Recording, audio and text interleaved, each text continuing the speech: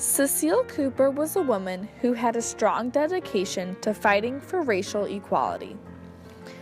Within her Davenport, Iowa community, Miss Cooper was looked upon to be of a great value, and her work was appreciated by many.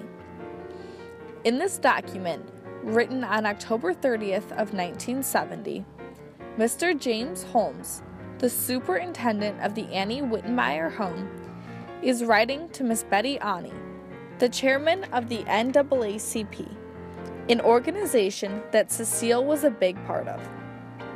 Miss Cooper was heavily involved in her community, founding both the Semper Fidelis Women's Federated Club as well as the Quad City Negro Heritage Society.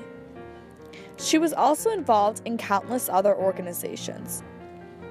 The Annie Wittenmeyer home was a place that she spent some time at.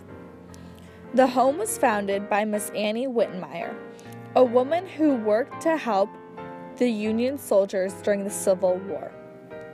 The home was originally an orphanage for children of the war, but eventually opened its doors to all children in need of a home.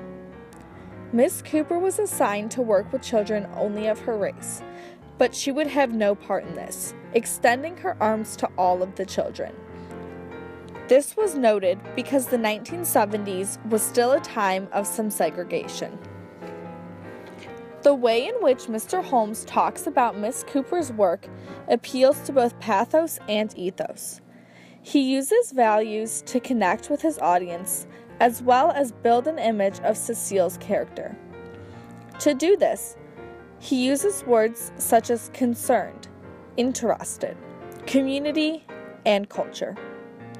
Additionally, the name Cheryl Brown is mentioned. Miss Cheryl Brown was the first African-American Miss Iowa, which came as a big deal because Iowa was considered a heavily conservative state at the time.